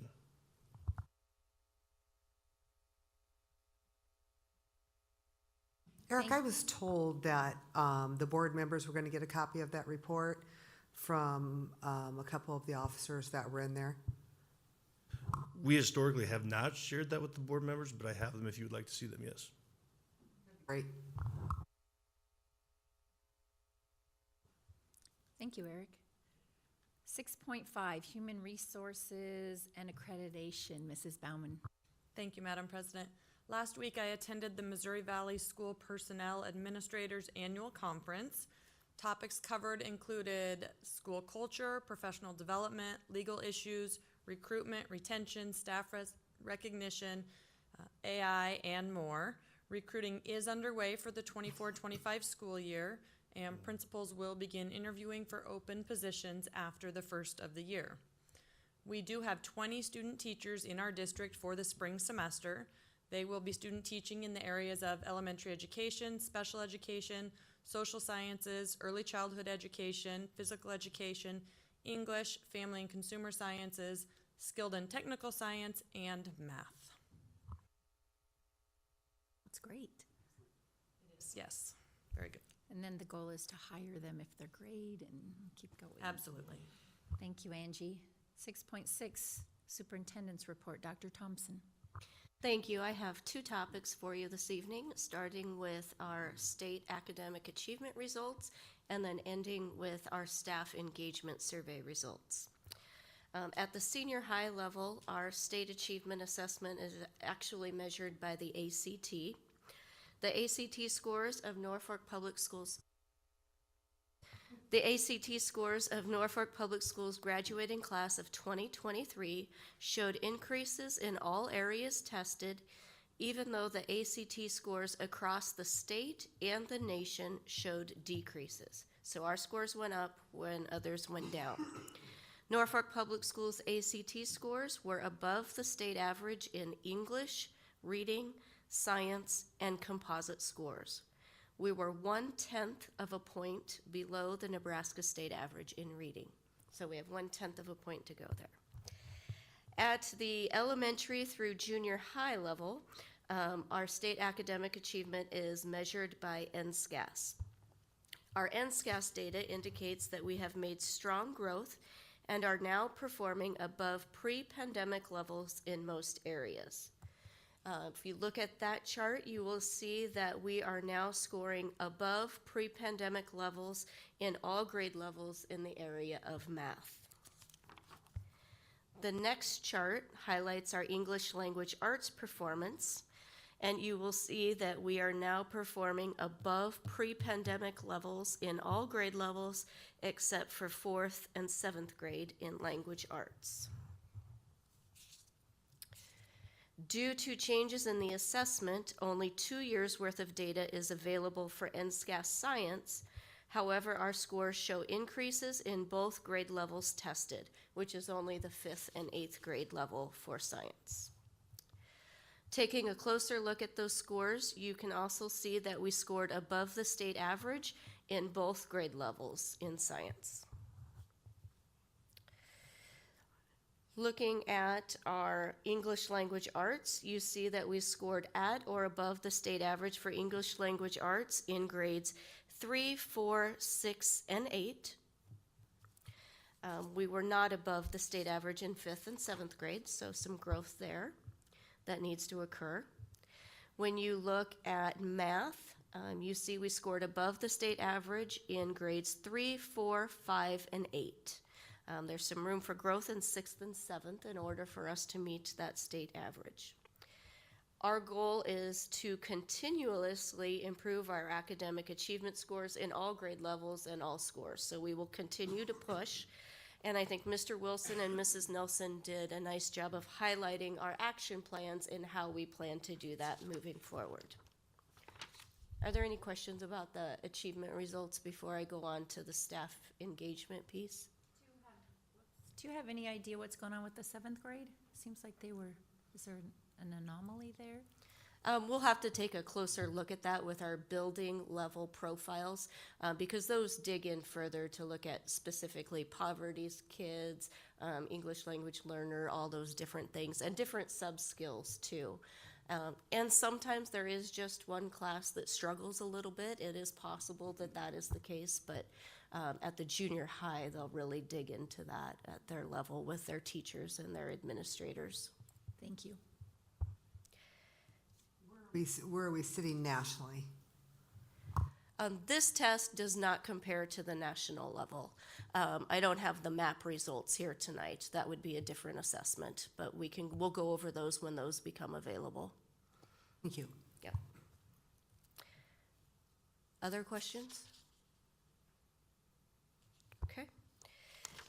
Looking at the Upbeat Staff Engagement Survey results, we asked all pre-K-12 faculty or certified staff to participate in this anonymous third-party survey regarding their engagement and their satisfaction with employment at Norfolk Public Schools. 312 or 92% of our certified staff completed the survey. That is an outstanding return rate. And I'm happy to share that our fall 2022 to fall 2023 scores showed improvement in all areas as a district. There was some variance by buildings that building administrators teachers will look at, but we're just focusing on the district right now. We showed improvement in all areas except for diversity at the same level. Scores that grew by 5% or more included parent-teacher communication, professional development, teacher autonomy, principal-teacher trust, instructional leadership, appreciation, collaboration, work-life balance, self-efficacy, teacher voice and leadership, recruitment, hiring, and onboarding, compensation and career path, belonging and well-being, inclusion, cultural competence, and care and commitment. Norfolk Public Schools also scored above the national average as a whole. Areas where we scored 5% or more above the national average included teacher autonomy, principal-teacher trust, instructional leadership, school safety and order, work-life balance, evaluation, teacher voice and leadership, recruitment, hiring, and onboarding, compensation and career path, and belonging and well-being. The areas where we scored below the national average were professional development, appreciation, diversity, and cultural competence. And as I noted previously, we improved in all of those areas except for diversity. And what that specific item is measuring is whether our staff mirror the diversity of our students. And our staff is not as diverse as our student population. And we do have a very difficult time recruiting in general, but specifically recruiting minority populations to Norfolk Public Schools. Any questions on the student or the staff engagement survey results? Do these every year then, continually? We just started this last year, and we do it in the fall and the spring, so this is our second year to do it in the fall. Well, we have to evaluate our budget because this is an outside survey, so it does cost. But if at all possible, I would like to continue it because when we do internal surveys, we do not get that type of return rate. No matter how much we tell folks that we're not looking at who the person is that filled out the survey, there's still a belief that that is or could happen. And so they prefer that an outside company does this type of a survey. Who's eligible to fill out the survey? I know you said, but I don't recall. This is all of our certified staff, so teachers, counselors, school psychologists, yeah. And why don't we include everyone? Cost. We do include all of our classified staff in our exit survey. In the so many years, Angie, we do a perceptual survey that includes parents and students every 3 years. We completed that in 2021, and then we just did that again this fall for parents and students to get feedback. Does the survey give ideas, like when it says professional development, does it give you any clues? Is that the type of professional development, the amount that they're able to get or take? Yeah, so each of these categories has 3 specific questions under it. In professional development, one of the areas that we scored lower in of the 3 questions, I don't remember the exact wording, but was that the professional development was directly impactful on their job position. So I think staff at times feel that the professional development isn't relative to their particular area. And that information was utilized by our Strategic Action Planning Committee for Recruitment and Retention. And part of the reason we'll be putting together a PD task force to have staff on it to help determine professional development, not only that is required by NDE for some of our areas or by law, but also what teachers want and what fits with what we're doing. So that's one of the ways we utilized the information from the survey. Well, and we also tried to offer lots of different opportunities for staff this time around based on what areas they're teaching. And I think that's something that this team will want to continue moving forward. That obviously takes a lot more effort on our part, but I think it will be more beneficial moving forward. I have a question. On this perceptual survey that you said you just barely completed, we will get information like what you did for this as well. You'll bring the results for that. Oh, the perceptual survey? Yes, I can bring that. The principals will just get that tomorrow at our leadership meeting, so I could bring that in January. Thank you. Okay, we are to committee reports. 7.1 is Facilities and Finance Committee. Brenda Carhart. The Facilities and Finance Committee met today at 4 o'clock. The committee reviewed claims for the month of December and activity claims for November.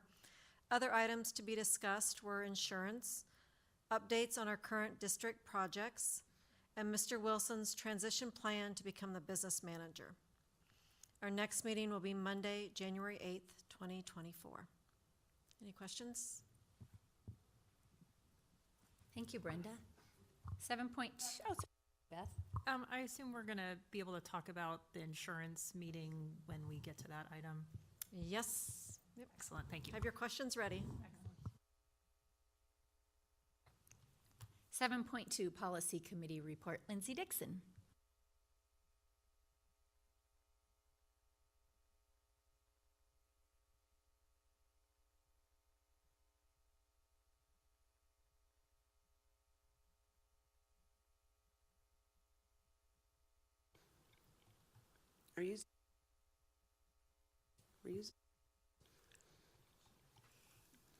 Okay, the board members were Cindy Booth, Brenda Carhart, and myself present.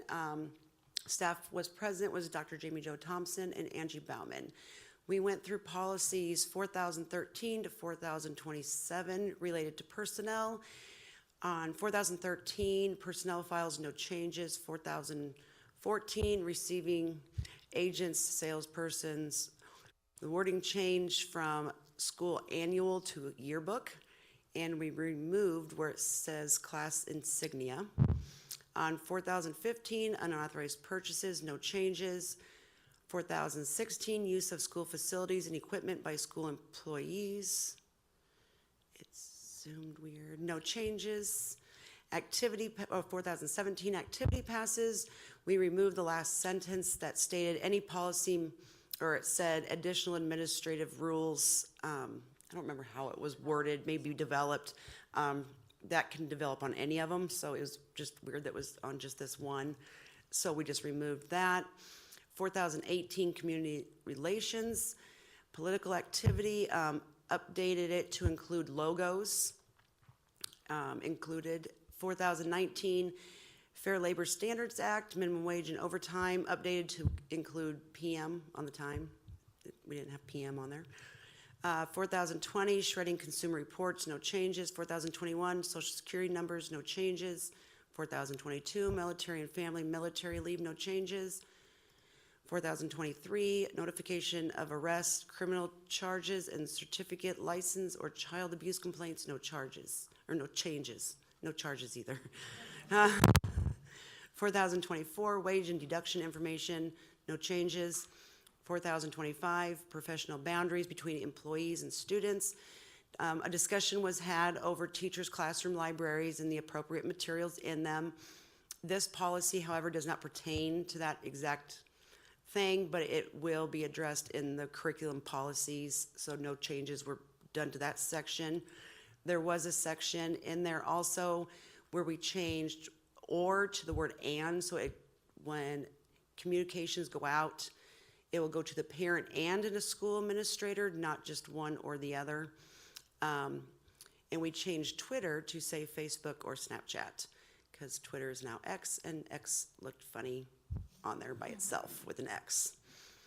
4026, prohibition and aiding and abetting sexual abuse, no changes. 4027, workplace privacy policy, no changes. Okay, reading of policies 4013, 4027, first reading of the board policy changes are tonight. Future, second reading will be on January 8th. Future policy meeting is on January 3rd if we need additional conversation.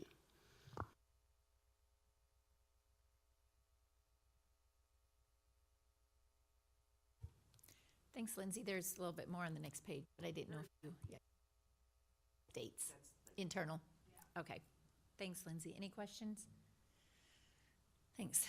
7.3 is Norfolk Public Schools Foundation Committee Report. Brenda Carhart. Norfolk Public Schools Foundation Board of Directors met on November 20th, 2023. 10 board members are present. Vice President Jason Bush called the meeting to order. Board members discussed recent fundraising efforts and ways to revise current marketing initiatives.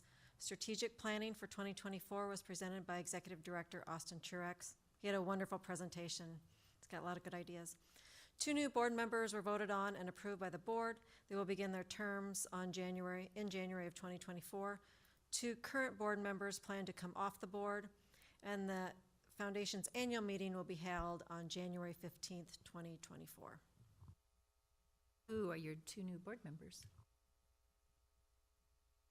Tracy Bittner is one of them, and I don't remember the second one. Okay, sorry. Just curious. Yeah. Thanks, Brenda. Consent agenda. 8.1 is the minutes of the previous meetings on November 13th and November 27th, and they were attached for your review. 8.2 is personnel. Contract approval. Dr. Thompson. Thank you. We have 2 contracts for your consideration this evening. We have Nikita Benton, a business and technology teacher for the senior high. Is that this year? It says 23, 24. Yes, she is starting at semester. Okay, she starts at semester. Thank you, Angie. Yes. Okay, both of these start second semester of this year, so that's good. And I asked how to say this. It is Taya Johnson, 4th grade teacher for Jefferson Elementary. Nikita, does she have a teaching degree too? It just says business administration. Nikita has been accepted into the transitional program at UNK, so she will receive her certificate by January 3rd. We're working on it now, and so she receives a certificate from NDE as she's been accepted to UNK and works on classes while she is teaching. Because she already has the bachelor's degree, she just needs the teaching portion. Already helps with the band and the flag corps in the band. So. Flag. Yes. She is our sponsor. Yep. Mm-hmm. So she's already in the system. So. And resignations, 8.2, Dr. Thompson. Yes, unfortunately, we do have some resignations as well. Rick Allison, 6th grade teacher at Norfolk Middle School, is retiring effective at the end of the school year. Diane Hetrick, 2nd grade teacher at Jefferson, is retiring at the end of the school year. Dr. Jennifer Robinson, principal at Norfolk Junior High School, is resigning at the end of the school year. Thankfully, these are all at the end of the school year. And Luann Watson, speech language at Norfolk Middle School, is retiring at the end of the school year. Well, we really appreciate all their loyalty and all they've done for Norfolk Public Schools, and we really thank them for telling us early so that Angie can start hiring, fill those positions. And then we have 8.3 is claims. Dr. Thompson. Attached are the claims for the month of December 2023. These claims were reviewed earlier by our Finance and Facility Committee. There are no conflict statements this month. Is there a motion? I'll make a motion to approve the consent agenda. I'll second. We have a motion by Beth and a second by Lindsay. Is there any discussion? Please vote.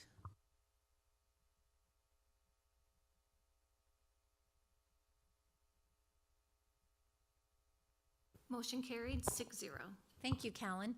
We are now to the discussion, or the action items. 9.1 is discuss, consider, and take action to approve the strategic action plan related to student achievement. Dr. Thompson. Thank you. Mr. Wilson and Mrs. Nelson presented information on the strategic action plan earlier this evening, and they would be happy to answer any additional questions that you may have. Will we hear how the results are coming along? Well, as a part of, the communication piece, we hope to update everybody, including parents, and do a better job. In fact, coming up soon, I believe we have an annual report that'll be coming out, and that includes data from last year as well. So, we hope to just do a better job and make sure we splash that on social as well. And typically, we do an update on the strategic action plans every year, so we'll go back through these next year to make sure we are making progress. You probably just said this, but we'll vote on it again next year. This comes up every year. We don't vote on it again. Once you approve it, what we're doing is just showing you that we're making progress. We wouldn't need to approve anything again until we start new goals.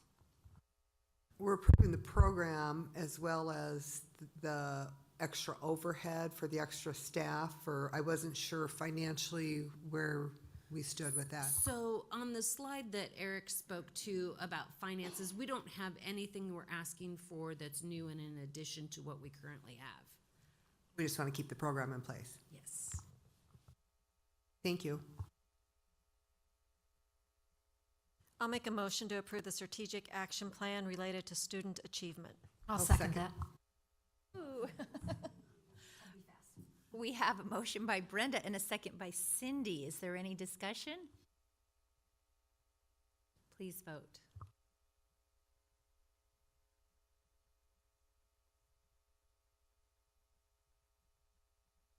Motion carried 6-0. Thank you, Callan. 9.2 is discuss, consider, and take action to approve the strategic action plan related to student support systems. Dr. Thompson. Thank you. Once again, Mr. Wilson and Mrs. Nelson presented this information earlier this evening, and they would be happy to answer any questions that you might have.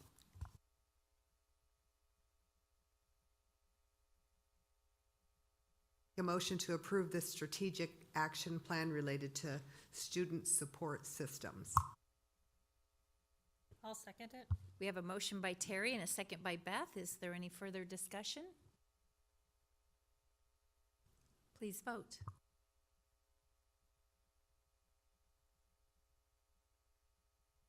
Motion carried 6-0. Thank you, Callan. 9.3, discuss, consider, and take action to approve the 24-25 negotiated agreement for non-supervisory certificated staff. Dr. Thompson. Thank you. The Board of Education negotiated with the Norfolk City Education Association, or NCEA, as required by state statute. Those negotiations resulted in a 4% total package increase, with 3.55% of this increase being applied to the salary and 0.45% being applied to the increase in benefit costs, which include the legally required FICA income tax and state retirement contribution, which staff do not see as a raise. Individual raises vary significantly depending on the employee's actual position on the salary schedule.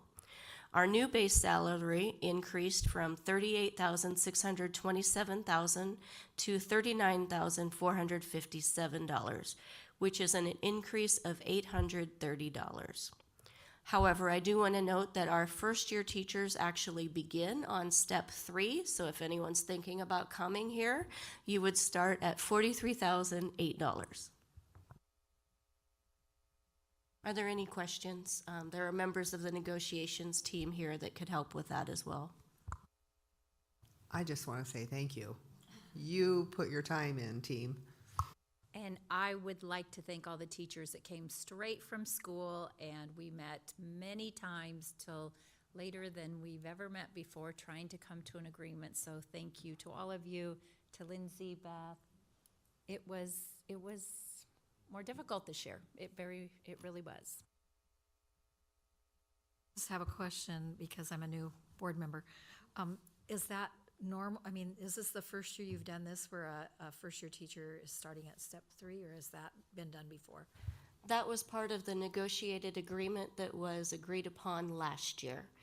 First-year teachers now start at step 3, but they stay there for 3 years, and then they move on to step 4 when they're actually a fourth-year teacher. Is part of that recruitment piece to try to get people here. We found that many of the schools around us were already doing that, so they had an advantage over us. Thank you. I'll make a motion to approve the 2024-2025 negotiated agreement for non-supervisory certified staff. I'll second the motion. We have a motion by Terry and a second by Beth. Is there any further discussion? You teachers, we hope you feel appreciated, because you are.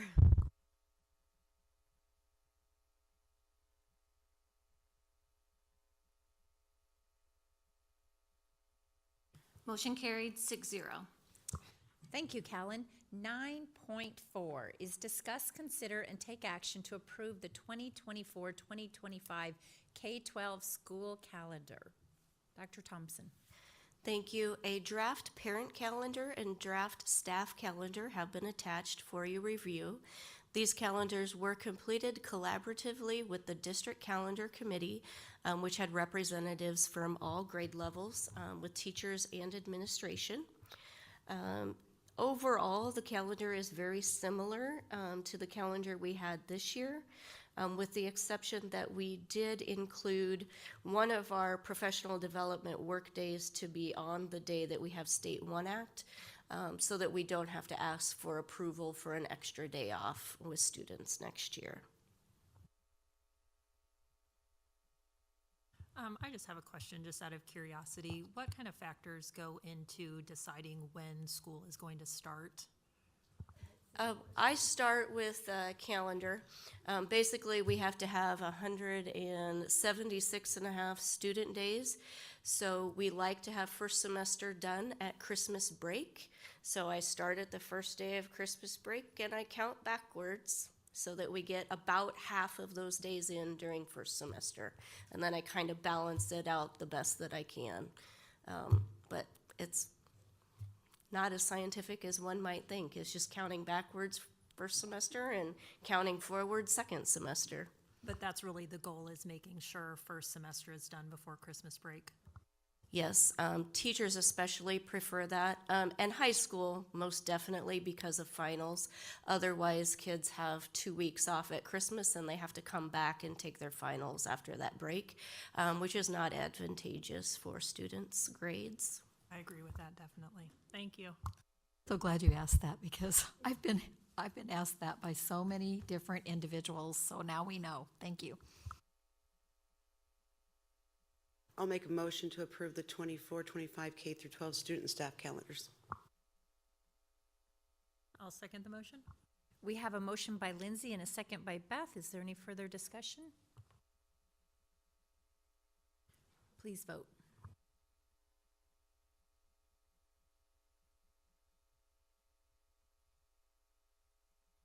Motion carried 6-0. Thank you, Callan. 9.5, discuss, consider, and take action to grant permission to request RFPs for exterior door access control. Mr. Wilson. Thank you, Madam President.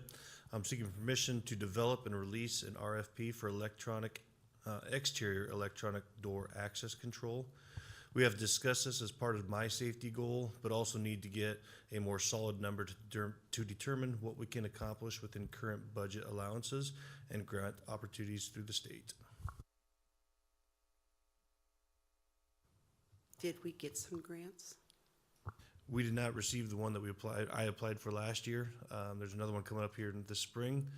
Go after that one as well. Thank you. I'll make a motion to grant permission to request RFPs for exterior door access control. I'll second the motion to grant permission. I have a motion by Beth and a second by Brenda. Is there discussion? I have discussion. So if the RFPs, you're going to try to get them for your entire district, and if we don't have enough money, will you start at some schools? Is it all or nothing? That's a discussion we'll have to have once we get the prices back and know what we can afford. It's hard to say that we're gonna make one school safe and 9 others not safe. Like if we're gonna do something, we wanna do it for all of our buildings. So I think that's something we just have to consider when we're looking at those options. Thank you.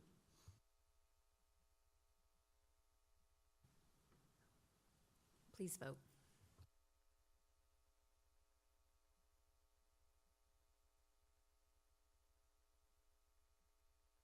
Motion carried 6-0. Thank you, Callan. 9.6, discuss, consider, and take action to grant permission to request RFPs for interior door locks. Mr. Wilson. Thank you, Madam President. Again, I'm seeking permission to develop and release an RFP for ensuring all classroom doors have an internal locking mechanism like a push button or a flip switch. This has also been discussed as part of our safety goal. Once we have bids back, we'll determine what we can get accomplished in the current budget allowances and possible grant opportunities through the state. Question for this one and the previous one is, what's the timeline for this, and when will the RFPs go out, and when would you have numbers back, and when would we talk about this again? So I was visiting with our external electronic door access control companies that we've been talking with, and it's just like a lot of technology. It's going to take time once we get them ordered. So to start this process now, see what our total numbers come back at. If we want to go that way and pursue that one, we'd have to order it by maybe March, hoping that they'd be here this summer. Same thing with these internal ones. Now these aren't electronics, so you don't have the technology piece to it.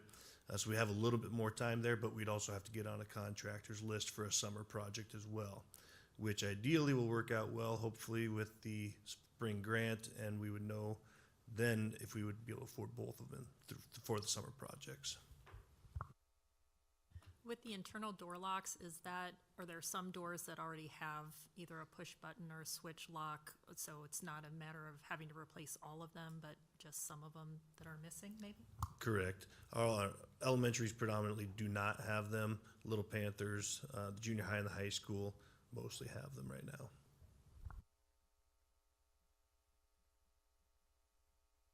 Motion to grant permission to request RFPs for interior door locks. I can second that motion. We have a motion by Brenda and a second by Cindy. Is there any further discussion? Please vote.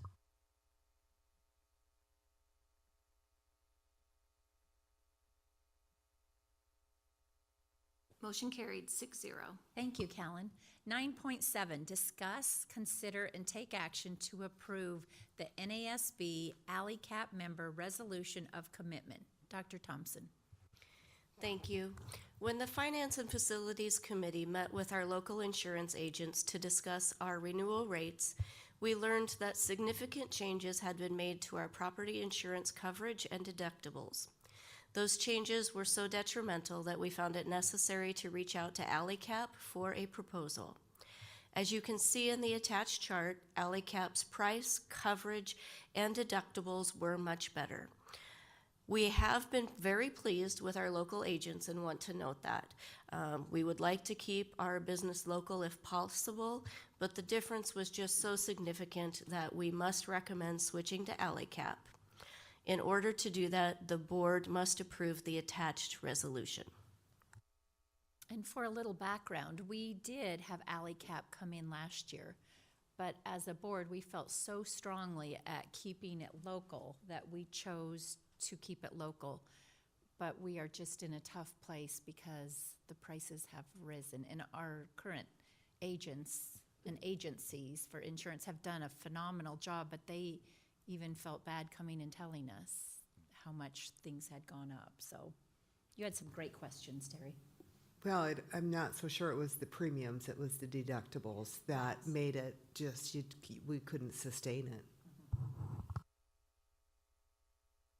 Talk a little bit about what, you had great questions today, especially as a new board member, about the whole process of the whole, you had such good questions today. No, I can't even, when you were asking about the pool, you had good answers for that, good questions. We need to go into it, but it's not quite a captive insurance, it's a pool, and we will get dividends back as a district that we are not affected by anybody else's claims. So we have the potential to get some premium. They can't give us money for obvious purposes, but they'll give us deduction off of our premium. They did a great job today, LCAT did, presenting it. Yeah, and I would note that that pool with us, assuming that we go that direction, would include 191 out of the 240 schools within the state of Nebraska, which is just under 80%. I mean, it is just such a great program that most schools are finding that they need to go this direction. That's all LCAP does, correct? Only schools. And in the state of Nebraska. Mm-hmm. Okay. Did you get answers to the questions about? Yes, so you had a question about the auto liability, and I had listed that incorrectly. So our auto liability limit is actually $5 million. The $50,000 was for underinsured drivers, and that limit is set by state statute. So that answered that question. And then we went ahead and did a preliminary application on the cybersecurity and turned that in. And they said they were 99.9% sure that we will qualify based on our answers. And they were absolutely certain that that could be done by January 1st. So we didn't have a lapse in coverage. Thank you. I'll make a motion to approve the NASB LCAP member resolution of commitment. Second that motion. Okay, we have a motion by Terry and a second by Brenda. Is there further discussion? We just need everybody to know that there is a minimum 3-year commitment. So when we say yes, we're committed, but they don't want us for 3 years. They'd like a long-term investment from them, and we'll just have to look at it again. Please vote.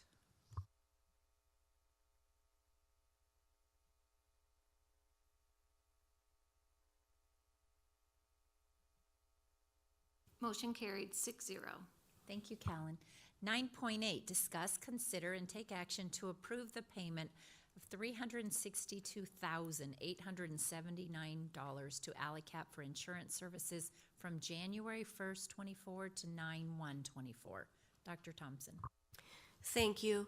ALICAP's coverage year actually begins September 1st, so our first premium would be prorated, and that cost would be $362,879. And that information was all attached for you in item 9.5.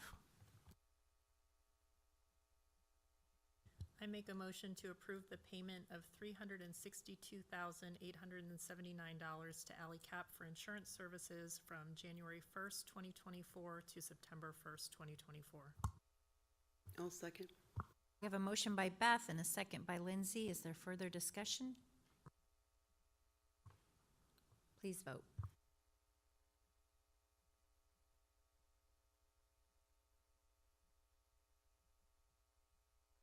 Motion carried 6-0. Callan. 9.9, discuss, consider, and take action to approve the first reading of board policies 4013 through 4027 related to personnel. Dr. Thompson. Thank you. These policies were discussed during the policy committee report, and the policies are attached. I would be happy to answer any additional questions that you may have, but I will forego reading the list because Lindsay already did that.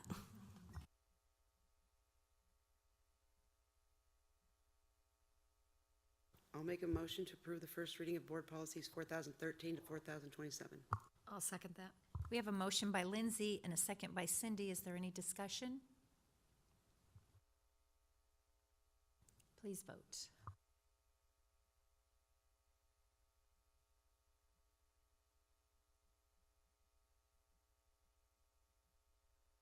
Motion carried 6-0. Thank you, Callan. There will be no second monthly meeting of the Board of Education in December. The next meeting of the Board of Education will be held on Monday, January 8th, 2024. The regular business meeting will begin at 5:30 p.m. All components of these meetings will be held at the Norfolk Public Schools Central Administration offices and will be open to the public unless an executive session is needed in order to protect the interest of the district or of an individual. And with that, we are going to go into executive session to discuss the superintendent's contract as needed to protect the interest of the district and to prevent needless injury to the reputation of an individual.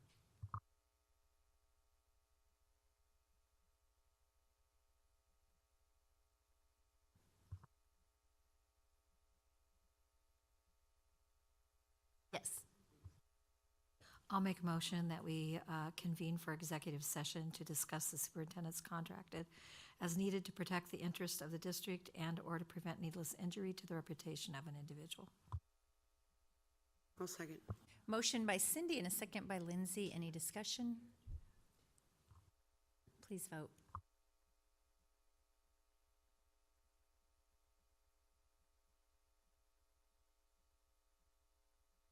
Motion carried 6-0. Thank you, Callan. We may or may not need to come out and vote. We can't tell you that until we're in there. So you can stay or you can go.